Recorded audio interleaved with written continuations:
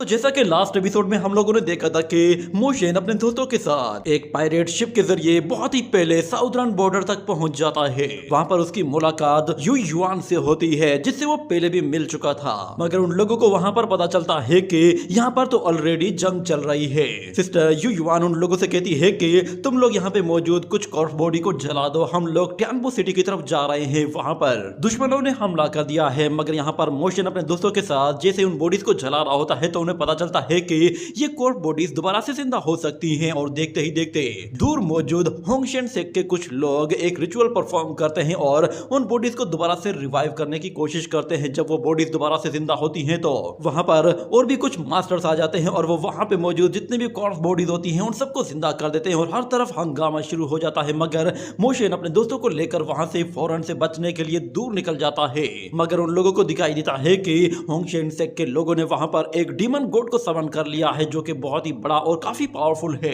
जिसके बाद मोशन अपने दोस्तों से कहता है कि हमें इन लोगों का सफाया करना होगा। मैंने कुछ लोगों को रिचुअल परफॉर्म करते हुए देखा है, वो लोग ही इस डीमन गॉड को यहाँ पर समन कर रहे हैं। क्या तुम लोग मेरे साथ उन्हें मारने के लिए चलोगे? तो वान युन कहता है कि अगर तुम जा सकते हो तो मैं भी जा सकता हूँ, मगर वो गंजा कहता है कि उन लोगों के पास तो डिवाइन एबिलिटीज है, हम उन्हें कैसे मारेंगे? तो यहाँ पर वान युन उन लोगों को बताता है कि आज से 1 साल पहले इंपीरियल मास्टर ने अपनी एक टीम बनाई थी और उन्होंने अपनी टीम के साथ मिलकर होंगशेन सेक पर हमला किया था और उन लोगों ने होंगशेन सेक की बहुत ही बुरी तरह से बैंड बजा कर रख दी थी।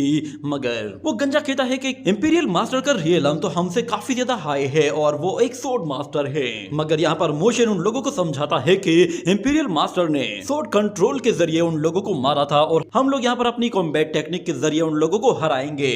तो वान युन कहता है ठीक है, तो फिर मैं चलने के लिए तैयार हूँ। और सी युनशान भी कहती है कि तुम अकेडमी के सबसे सीनियर हो तो तुम्हें हम सब लोगों को लीड करना चाहिए। और यहाँ पर सिस्टर लॉन्गनू कहती है कि डिवाइन एबिलिटी मास्टर्स को मारना ये सच में एक बहुत ही रिस्की काम है, मगर मैं ये जरूर करूंगी। और वो गंजा कहता है कि अगर मैं मरने के बाद हेल में नहीं जाऊंगा तो फिर मुझे उन लोगों से लड़ने में कोई प्रॉब्लम नहीं। मगर लॉन्गनू उसे थप्पड़ मारते हुए कहती है कि तुम एक ज़ेन मास्टर हो, आखिर तुम्हारे साथ हेल में कौन जाना चाहेगा?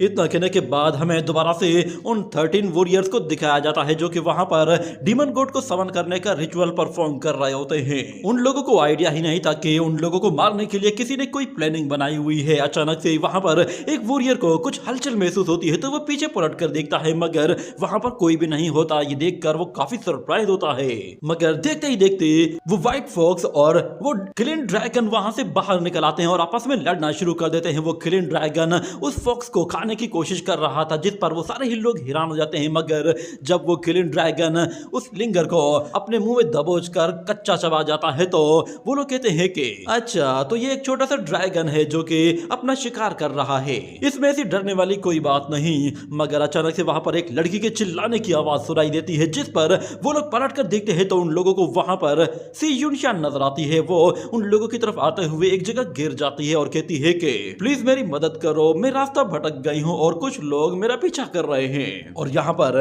वो गंजा भी अपना मौका देखते ही एक बंदे के पास आकर खड़ा हो जाता है और वान युन और मोशन दोनों ही वाइन पीते हुए उन लोगों के बीच में आते हैं और अचानक से अपनी सोर्ड निकालता ही 2 लोगों के गले में सोर्ड्स घुसा देते हैं जिसकी वजह से उन दोनों का काम तमाम हो जाता है। और वो गंजा भी मौका देखते ही एक वॉरियर पर टूट पड़ता है और उसे हड्डी तोड़ अटैक के साथ उठाकर दूर फेंक देता है। और सी युनशान मौका देखते ही अपनी थ्रेड टेक्निक के जरिए लोगों को बुरी तरह से मारती है और दूसरी तरफ लांगनो और उसका वो वॉल्फ वॉरियर वो भी उन लोगों पर एक साथ ही टूट पड़ते हैं, जिसके बाद हमें दिखाया जाता है कि वो लोग पल भर में ही उन लोगों को सफाया करके रख देते हैं। उन लोगों को पता भी नहीं चलता कि उन लोगों को कैसे मार दिया गया। मगर अचानक से वहां पर कुछ और वॉरियर्स आ जाते हैं और कहते हैं कि अच्छा, तो तुम कुछ 5 रियलम के लोग हमारी डिवाइन एबिलिटीज का मुकाबला करना चाहते हो। इतना कहने के बाद वहां पर उन लोगों के बीच में फिर से एक घमासान लड़ाई शुरू होती है जिसमें वो सारे ही डिवाइन वॉरियर्स उन लोगों का जमकर मुकाबला कर रहे होते हैं। और इस मर्तबा क्योंकि वो लोग पूरी तरह से अलर्ट थे तो वो इस मर्तबा काफी तगड़ा मुकाबला कर रहे थे।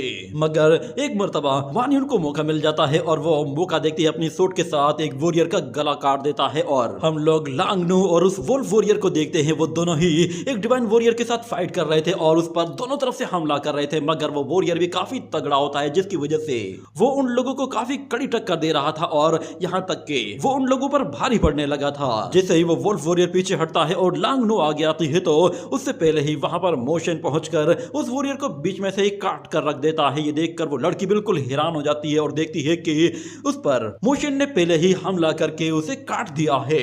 इसी तरह मोशन अपने बुचर नाइफ के जरिए वहां मौजूद एक एक वॉरियर की तरफ आगे बढ़ता है और अपने दोस्तों की मदद करने के लिए वो अकेला ही फिर उन लोगों के साथ फाइट कर रहा होता है। जो वॉरियर उस पर हमला करते हैं वो उन्हें पलक झपकते ही मार डालता है। उसकी स्पीड का कोई भी मुकाबला नहीं कर पा रहा था। मगर दूसरी तरफ हम सी यूनशान को देखते हैं। वो भी एक होली माइडान थी, तो इसीलिए वो भी काफी ताकतवर होती है और अपने थ्रेड्स के जरिए उन लोगों को बहुत ही बेरहमी से मार डालती है।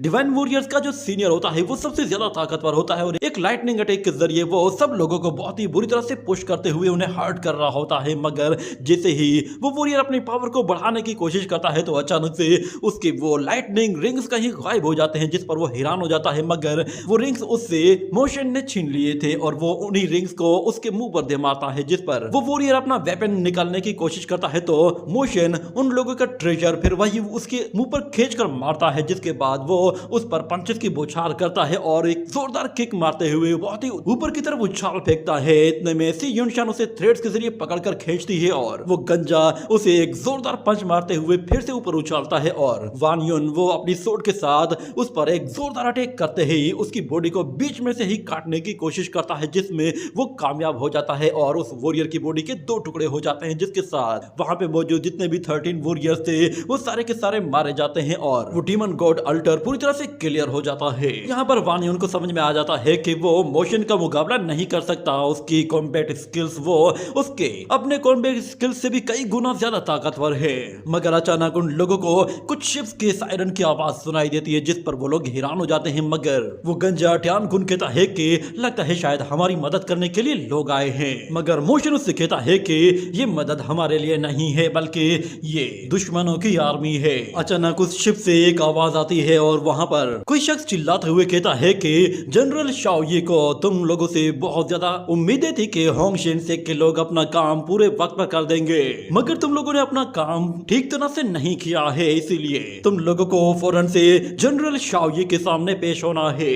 अगर तुम लोग हमारी आवाज सुन रहे हो तो फौरन से हमारी आवाज का जवाब दो। ये सुनकर वो गंजा कहता है कि हम लोग तो पूरी तरह से दुश्मनों से घिरे हुए हैं, लगता है हम लोग यहाँ से नहीं निकल पाएंगे। वो लोग मोशन से कहते हैं क्या तुम्हारे पास कोई आइडिया है कि हम लोग कैसे खुद को बचाएंगे? तो मोशन कहता है ऐसा करो कि होंगशेन सेक के लोगों का लिबास पहन लो। ये सुनकर वो गंजा हैरान हो जाता है, मगर उनके पास और कोई ऑप्शन होता ही नहीं है। दूसरी तरफ हमें दिखाया जाता है कि सिस्टर चूयू वो देख रही होती है कि वो डीमन गॉड हर तरफ तबाही मचा रहा है और दूसरी तरफ जनरल शाओये के सामने उन डिसाइपल्स को पेश किया जाता है जो कि सेकंड डीमन गॉड को समन करने वाले थे। वो लोग असल में मोशन और उसके साथी होते हैं, मगर ये बात उस जनरल को पता नहीं थी। वो मोशन और उसके दोस्तों से कहता है कि तुम होंगशेन सेक के लोग कितने बेवकूफ हो। हम लोगों ने तुम्हारे साथ एग्रीमेंट किया था कि तुम लोग अगर हमारे लिए दो डीमन गॉड समन करोगे तो ही तुम्हारा एग्रीमेंट पूरा होगा, मगर दूसरा गॉड तो यहाँ पर अपीयर हुआ ही नहीं। दूसरे डीमन गॉड के बगैर हम लोग पूरी लिजो आर्मी को कैसे डिस्ट्रॉय करेंगे? मगर यहाँ पर मोशन उसे कहता है कि जनरल प्लीज मुझे एक्सप्लेन करने दीजिए। असल में हम लोग सेकंड गॉड को समन कर रहे थे, मगर यानकांग किंगडम के कुछ लोगों ने हमारे ऊपर हमला कर दिया, इसीलिए हम लोग सेकंड डीमन गॉड को समन करने में फेल हो गए हैं। उस लड़ाई में हमारे बहुत सारे ब्रदर्स और सिस्टर्स मारे गए हैं, जिनका हमें बहुत ज्यादा अफसोस है और हम लोग आपसे माफी चाहते हैं कि हम आपका ये काम नहीं कर पाए। ये कहकर वो पीछे इशारा करता है तो बाकी सारे लोग रोना शुरू कर देते हैं, जैसे कि उन लोगों ने अपने बहुत प्यारों को खो दिया है। मगर जनरल उन लोगों से कहता है कि तुम लोगों ने एक बहुत बड़ी मिलिट्री मिस्टेक की है, जिसकी वजह से पूरा का पूरा मिलिट्री ऑपरेशन डिले हो गया है। तुम लोग जानते नहीं हो कि सिर्फ एक डीमन गॉड इन लोगों के लिए काफी नहीं होगा। हमें सिर्फ एक डीमन गॉड से इतनी आसानी से सक्सेस नहीं मिल पाएगी, मगर क्योंकि अब तुम लोग दूसरा गॉड समन नहीं कर सकते तो तुम लोग हमारे किसी काम के नहीं हो और तुम्हें इस क्राइम की सजा सिर्फ और सिर्फ मौत दी जाएगी। ये देखकर ट्यानकुन बिल्कुल हैरान सा रह जाता है। वो काफी ज्यादा डर गया था, मगर देखते ही देखते वहां पर बहुत सारे सोल्जर्स आ जाते हैं और जनरल शाओये वो सब लोगों को ऑर्डर देता है कि इन लोगों को यहीं के यहीं खत्म कर दो। हम लोग इस बैटल को लड़ने से पहले ही इन लोगों के सर काट कर इन लोगों की सैक्रिफिकेशन देंगे ताकि हमारी ये बैटल अच्छी हो सके। मगर मोशन कहता है कि मैं उस गॉड को अभी भी समन कर सकता हूँ। ये कहने के बाद वो उस डीमन गॉड के ट्रेजर को बाहर निकालता है, जिस पर वो जनरल उससे कहता है कि क्या तुम समन करोगे? तुम तो सिर्फ कुछ लोग हो और वो भी 5 एलिमेंट रियलम के लोग हो, क्या तुम समन कर पाओगे? तो मोशन कहता है कि तुम मुझ पर छोड़ दो। ये कहने के बाद वो उसी डीमन ट्रेजर को यूज करते हुए वहां पर डिमोनिक मंत्र पढ़ना शुरू करता है। तो हमें दिखाया जाता है कि उसकी वो टेक्निक काम करना शुरू कर देती है और देखते ही देखते कुछ ही देर के अंदर वहां पर एक डीमन मूर्ति अपीयर होती है। ये डीमन मूर्ति सेम टू सेम पहले वाली डीमन गॉड मूर्ति की तरह ही होती है, जिस पर जनरल कहता है ठीक है, ये लोग अभी भी हमारे काम के हैं। वो मोशन से कहता है कि ठीक है, तुम्हारे पास अभी भी अच्छा मौका है, अभी भी ये जंग चल रही है और तुम अभी भी इस जंग में अच्छी तरह से पार्टिसिपेट कर सकते हो। और ये बात हमेशा याद रखना कि तुम लोग आज इस जंग में एक हीरो का रोल प्ले कर सकते हो। एंशिएंट टाइम से लेकर आज तक हमेशा जितनी भी जंगें हुई हैं, उन जंगों में हमेशा लोगों ने नए नए हीरोज को जन्म दिया है। ऐसी वार्स में हमेशा लोग अपनी सबसे अल्टीमेट पावर्स को यूज कर पाते हैं। ऐसा इसलिए होता है क्योंकि हर एक वॉरियर अपनी जान की बाजी लगाता है, क्योंकि उसे पता होता है कि अगर वो अपना पूरा जोर नहीं लगाता तो उसकी अपनी जान जाएगी। यही वजह है कि इन वार्स में हमें अल्टीमेट्स और सुप्रीम टेक्निक्स देखने को मिलती है। मैंने कभी सोचा भी नहीं था कि होंगशेन सेक्ट के लोगों के पास भी कोई इस तरह का जीनियस होगा जो कि अकेला ही किसी डीमन गॉड को समन कर पाएगा। अगर तुम इस गॉड को फिर से समन कर लेते हो तो फिर ये जंग और भी ज्यादा खतरनाक और खूंखार हो जाएगी। तुम्हारे पास अभी भी एक अच्छा सा मौका है, तुम अपने आप को इम्प्रूव कर सकते हो और इस गॉड को समन करके हमारी मदद कर सकते हो। मोशन के यहाँ पर दोस्त उससे कह रहे होते हैं कि डीमन गॉड को समन करने के लिए तो बहुत ज्यादा स्पेल्स और एनर्जी खर्च करनी पड़ सकती है, हमारे पास तो कुछ भी नहीं है। पर मोशन कहता है कि सही जगह पर सही स्पेल को यूज करना ही सबसे बेस्ट ऑप्शन होता है। हमें अगर ये बैटल जीतनी है तो इसके लिए हमें एक छोटा सा रिस्क लेना ही होगा। हमें कोई ऐसा काम करना है कि जिससे हम लोग हजारों वॉरियर्स पर एक साथ कंट्रोल कर लें। और दूसरी तरफ जनरल शाओगी उन लोगों से कहता है कि मैंने तुम लोगों की जान बख्श दी है, जिस पर मोशन कहता है कि जनरल आपका बहुत बहुत शुक्रिया कि आपने हमें एक और मौका दिया। इतना कहने के बाद अचानक से वहां पर कोई और शख्स अपीयर होता है और वहां हमें दिखाया जाता है वही स्नेक प्रिंस अपीयर होता है। और वो आते हुए कहता है कि अरे वाह, यहाँ पे तो एक और महफिल सजी हुई है। वो वहां पर आते ही सबसे पहले मोशन की तरफ अट्रैक्ट होता है और कहता है कि मुझे ये लड़का कुछ जाना पहचाना क्यों लग रहा है। वो मोशन से कहता है कि क्या हम लोग पहले मिले हैं? तो फिर मोशन कहता है कि मैं आप लोगों के ड्रैगन गेट में बहुत टाइम पहले अपने मास्टर के साथ आया था, मुझे नहीं पता था कि आप मुझे इतने लंबे टाइम के बाद भी पहचान पाएंगे। ये बात उस लड़के को कुछ हजम नहीं होती, मगर वो फिर भी उस पर भरोसा कर लेता है। और फिर वो जनरल शाओगी से कहता है कि हो सकता है कि ये होंगशेन से के लोग मेरे काम आ जाए, मैं इन लोगों को अपने साथ टियानबो सिटी लेकर जाऊंगा। तो वो जनरल कहता है क्यों, क्या जनरल लोंग के पास कोई और प्लान है? तो वो स्नेक वॉरियर कहता है कि हम लोगों के पास एक अलग ही प्लान है। सुनने में आया है कि इंपीरियल आर्मी अपनी व्हाइट टाइगर आर्मी को यू युआन की मदद करने के लिए भेज रहा है। वो आर्मी टियानबो सिटी से होते हुए ही लिजू सिटी में आएगी, और क्योंकि टियानबो सिटी साउदर्न बॉर्डर में अंदर आने का और बाहर जाने का रास्ता है, तो इसीलिए जनरल लोंग ने प्लान किया है कि हम लोग लिजू आर्मी को टियानबो सिटी के चारों तरफ से घेर लेंगे ताकि हम लोग साउदर्न बॉर्डर को पूरे लिजू सिटी तक कंट्रोल कर सके। और इसी के लिए हम लोग एक और डीमन गॉड को समन करना चाहते हैं जो कि वहां मौजूद लिजू आर्मी के साथ थोड़ा सा टाइम स्पेंड करे और हम लोगों को मौका मिले कि हम लोग लिजू आर्मी पर पूरी तरह से चढ़ दौड़े। ये कहने के बाद वो मोशन के कंधे पर हाथ रखता है और कहता है कि अगर तुम एक डीमन गॉड को समन नहीं कर पाए और हमें धोखा दिया तो फिर याद रखना कि हम तुम्हारी बॉडी के छोटे छोटे टुकड़े कर देंगे। सुनकर जनरल शाओगी कहता है कि ठीक है। तो फिर हम लोगों ने होंगशेन के इन लोगों को जनरल लोंग के हवाले कर दिया है।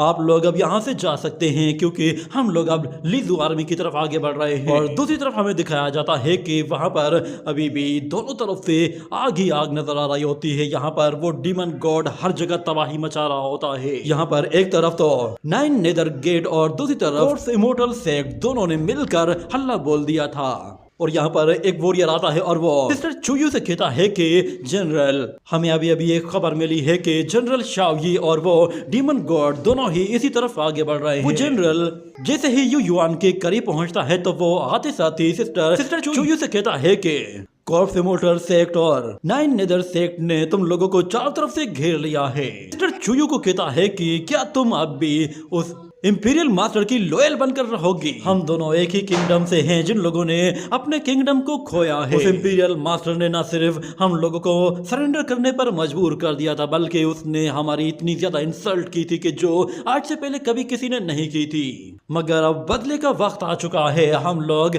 उनके खिलाफ जंग लड़ेंगे और अपने किंगडम को दोबारा से उनसे हासिल करेंगे। क्या तुम उस इंपीरियल मास्टर के अगेंस्ट फिर से कोई जंग लड़ना नहीं चाहती? क्या तुम उनके साथ गद्दारी नहीं करना चाहती? मगर यहाँ पर प्रिंसेस चुयू से कहती है कि तुम इसीलिए गद्दारी कर रहे हो ना कि तुम्हारा किंगडम वो भी इसी तरह ही इंपीरियल मास्टर ने अपने अंडर में ले लिया था और तुम लोगों ने उनके आगे सरेंडर कर दिया था। मगर जहां तक बात मेरे युयुआन किंगडम की है, मैं सिर्फ अपने किंगडम के लोगों की परवाह करती हूँ। हम लोग हराए नहीं गए, बल्कि हम लोगों ने वॉलंटियरली खुद ही अपना किंगडम इंपीरियल मास्टर के हवाले कर दिया था। हम दोनों के रास्ते बिल्कुल अलग हैं। हम दोनों ही एक दूसरे के अपोनेंट हो सकते हैं, ना कि हम दोनों एक ही साथ एक ही मिशन को लेकर आगे बढ़ सकते हैं। मगर जनरल शाओ ये कहता है, क्या तुम पागल हो? तुम अपने लोगों को मरवाना चाहती हो? ये सुनकर वो लड़की थोड़ा सा डर जाती है।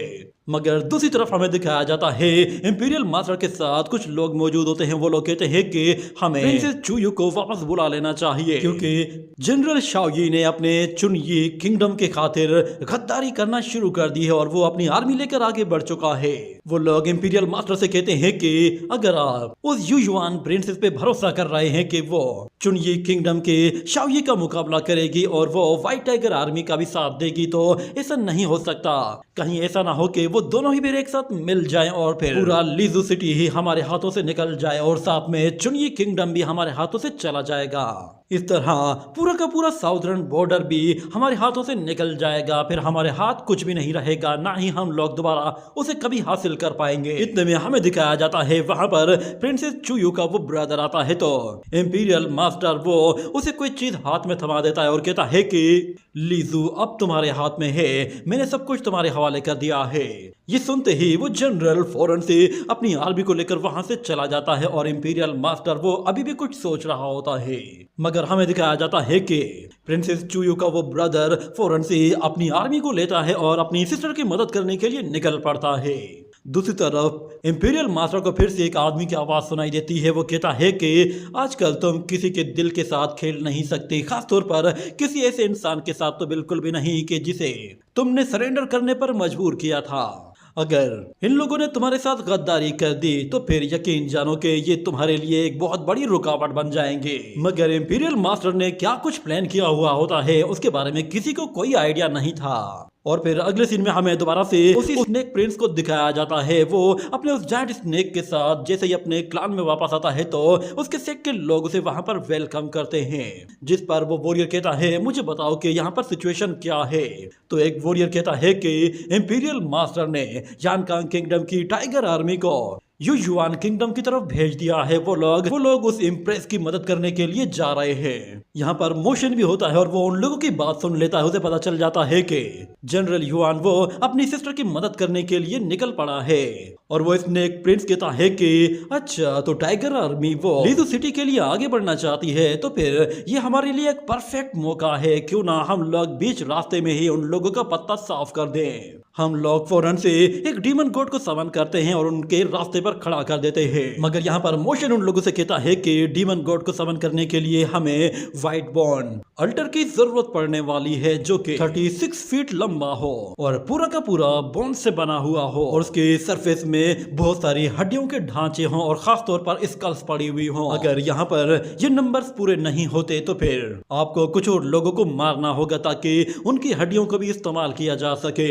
एक भी हड्डी अगर कम पड़ जाती है तो शायद ये प्रोसेस कंप्लीट नहीं होगा। मगर यहाँ पर वो प्रिंस कहता है कि ठीक है तो अल्टर तुम्हारे हवाले कर दिया जाएगा, इसलिए हमें डिसअपॉइंट मत करना। तो मोशन कहता है कि हम लोग एक सीक्रेट टेक्निक परफॉर्म करेंगे, तो इसीलिए प्लीज कोई भी हमें डिस्टर्ब ना करे। ये सुनने के बाद वो प्रिंस उन लोगों से कहता है कि ठीक है तो फिर तुम लोग जाओ, और साथ में वो अपने कुछ वॉरियर से कह देता है कि इन लोगों पर नजर रखना। इतना कहते ही वो लोग जैसे ही उस अल्टर की तरफ जाते हैं तो वहां पर उन लोगों के साथ साथ उस प्रिंस ने अपने कुछ लोगों को भी भेज दिया था। मगर अंदर आने के बाद यहाँ पर वो लोग थोड़ी देर के लिए थोड़ा सुकून का सांस लेते हैं और अंदर आते ही वो गंजा कहता है कि मैंने सुना है कि ये यंग प्रिंस बहुत ही ज्यादा खूंखार और खतरनाक है, ये तो लोगों के खून का प्यासा है। क्या ये बात वाकई में सच है कि ये लड़का मर्दों में कुछ ज्यादा इंटरेस्टेड है? मगर लिंगर फौरन आती है और कहती है कि तुम्हें वैसे भी डरने की कोई जरूरत नहीं, वो तुम्हारे जैसे मर्दों में बिल्कुल भी इंटरेस्टेड नहीं है। मगर मोशन फौरन से अपना मास्क उतारता है और वो अपनी डिवाइन आइज के जरिए देखता है कि वो लोग वहां पर डिवाइन ड्रैगन डान के अंदर आ गए हैं, जहां पर बहुत सारी ड्रैगन बोन्स पड़ी हुई है। और उसके साथ साथ वो लोग वहां पर उस डीमन अल्टर को भी देखते हैं। और वानियन कहता है कि प्लीज मुझे बताओ कि आगे करना क्या है। तो मोशन कहता है कि हमारे पास सिर्फ एक ही ऑप्शन है कि हमें डीमन गॉड को यहाँ पर बुलाने के लिए डीमन रिचुअल परफॉर्म करना होगा। मगर ये लोग यहाँ पर मोशन से कहते हैं कि हम लोगों को कैसे पता होगा कि होंगशेंग सेक के लोग वो डीमन गॉड्स को किस तरह समन करते हैं, ना ही हमें रिचुअल परफॉर्म करना आता है। पर मोशन कहता है कि तुम लोग बेफिक्र हो जाओ, सब कुछ मैं करूंगा। ये सुनकर वो लोग हैरान हो जाते हैं कि मोशन ये सब कुछ कैसे जानता है। पर मोशन कहता है चाहे यहाँ पर कुछ भी हो जाए, बस तुम लोग मेरे सिग्नल का इंतजार करना। यहाँ पर हमें दिखाया जाता है कि सिस्टर चुयू को बताया जाता है कि उन लोगों की साउदर्न चेक पोस्ट को पूरी तरह से डिस्ट्रॉय कर दिया गया है और 9 नेदर गेट पूरी तरह से वहां पर कंट्रोल ले चुका है। और दूसरी तरफ कॉर्प इमोर्टल सेक्ट ने भी हमला कर दिया है और वो लोग नॉर्थ की तरफ अपना कंट्रोल ले चुके हैं। यहाँ पर वो डीमन गॉड अभी भी उन लोगों पर हमला किए जा रहा होता है और उनके शील्ड को तोड़ने के लिए अपना पूरा जोर लगा रहा था। यहाँ पर वो वॉरियर मिस्टर चुयू को बता रहा होता है कि जनरल शाओ यी वो बहुत जल्द यहाँ पर पहुंचने वाला है और हो सकता है कि वो लोग इस डीमन गॉड के साथ मिलकर हम लोगों पर हमला करें। अगर ये सब लोग एक साथ ही आकर हमला करते हैं तो हमें नहीं लगता कि हम लोग इन सबको एक साथ होल्ड कर पाएंगे। इतने में वो डीमन गॉड उन लोगों का वो बैरियर तोड़ देता है, जिसकी वजह से वहां मौजूद काफी ज्यादा तबाही होती है और बहुत ज्यादा पानी अंदर घुस आता है। उसके साथ साथ डीमन गॉड उन लोगों के ऊपर आग बरसा रहा होता है। वो लोग उसे रोकने की जितनी भी कोशिश करते हैं मगर वो लोग उसे नहीं रोक पाते, क्योंकि वो डीमन गॉड काफी ज्यादा ताकतवर होता है। उस पर किसी भी वेपन का कोई भी असर नहीं हो रहा था। मगर देखते ही देखते अचानक वहां पर कोई शख्स सन टेक्निक को यूज करते हुए उस डीमन गॉड को मारने की कोशिश करता है, जिस पर सिस्टर चुयू कहती है कि ये क्या, लगता है मेरा ब्रदर आ गया है। वो फौरन से आर्मी को ऑर्डर देते हुए कहती है कि सब लोग जल्दी से व्हाइट टाइगर आर्मी को सपोर्ट करने के लिए तैयार हो जाओ। और यहाँ पर जनरल शाओ यू को पता चल जाता है कि व्हाइट टाइगर आर्मी पहुंच चुकी है। और दूसरी तरफ से चुयू ने भी अपनी आर्मी को व्हाइट टाइगर आर्मी के साथ असेंबल कर दिया है। यहाँ पर व्हाइट टाइगर आर्मी का जनरल वो फौरन से नॉर्थ ईस्ट कॉर्नर की तरफ से आकर हमला कर रहा होता है। ये देखकर जनरल शाओ यी कहता है कि अच्छा, तो ये बहन भाई उस इंपीरियल मास्टर के पालतू कुत्ते बन गए हैं। मगर यहाँ पर कुछ और लोग आते हैं और वो आते ही जनरल शाओ यी से कहते हैं कि हमारे होंगशेंग सेक के एल्डर्स ने आप लोगों से एक रिक्वेस्ट की है। उन्होंने कहा है कि हम लोगों ने अपना हाफ मिशन कंप्लीट कर लिया है, मगर एक डीमन गॉड को समन करने के बाद जब हम लोग दूसरे डीमन गॉड को समन कर रहे थे तो हमारे लोगों पर जानकांग किंगडम के कुछ लोगों ने हमला कर दिया। और उस वक्त उन लोगों ने हमारे लोगों को न सिर्फ मारा है बल्कि उनके तिलिस्मान को भी चुरा लिया है। इसके लिए हम लोग आपसे माफी चाहते हैं कि हम लोग अब डीमन गॉड को समन नहीं कर सकते। आप लोग प्लीज हमारा बदला जरूर लीजिएगा। इतने में उस जनरल को याद आता है कि जो लोग यहाँ पर पहले आए हुए थे वो लोग होंगशेंग सेक के लोग नहीं थे, बल्कि वो लोग जानकांग किंगडम के ही लोग थे। वो फौरन से अपनी आर्मी से कहता है कि जल्दी करो, टैनबो सिटी की तरफ मूव करो। और दूसरी तरफ हमें दिखाया जाता है सी युनशियान वो मोशन से कह रही होती है कि होंगशेंग सेक के लोगों ने तो इस रिचुअल को परफॉर्म करने के लिए 13 डिवाइन स्किल्स मास्टर्स को भेजा था, तुम अकेले ये डिवाइन रिचुअल कैसे परफॉर्म करोगे? तो मोशन कहता है तुम लोग बेफिक्र हो जाओ। ये कहने के साथ वो फौरन से वही एनेस्थेटिक मेडिसिन उन लोगों को देता है और कहता है कि इसके अंदर एनेस्थेटिक एसेंस है, जब मैं कहूँ तब इसे ओपन कर देना ताकि तुम लोगों का काम आसान हो जाए। वहाँ पर अभी भी बहुत सारे लोग होते हैं जो कि उन लोगों की निगरानी कर रहे थे कि कहीं ये लोग कुछ गलत काम ना करें। मगर मोशन वो जैसे ही उस रिचुअल को परफॉर्म करने के लिए अल्टर के पास जाता है तो उसे पता होता है कि अब आगे क्या करना है। वो फौरन से अपने सारे साथियों से कहता है कि तुम लोग मेरी मूवमेंट को फॉलो करो, जैसे कि तुम लोग मेरे साथ इस रिचुअल को परफॉर्म कर रहे हो। ये कहने के बाद वो फौरन से उसी डीमन गॉड ट्रेजर के साथ साथ उस रिचुअल को परफॉर्म करना शुरू करता है और जैसे ही वो डिमोनिक मंत्र पढ़ता है तो पीछे सारे ही लोग उसके साथ वही मंत्र पढ़ना शुरू करते हैं और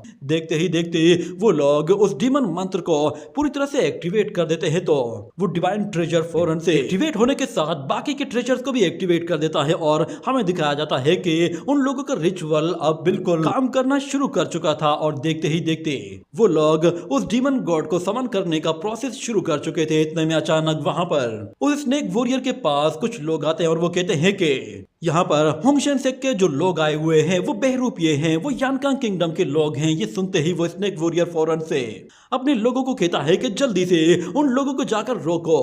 ये कहने के साथ ही ये एपिसोड यहीं पर ही एंड हो जाता है।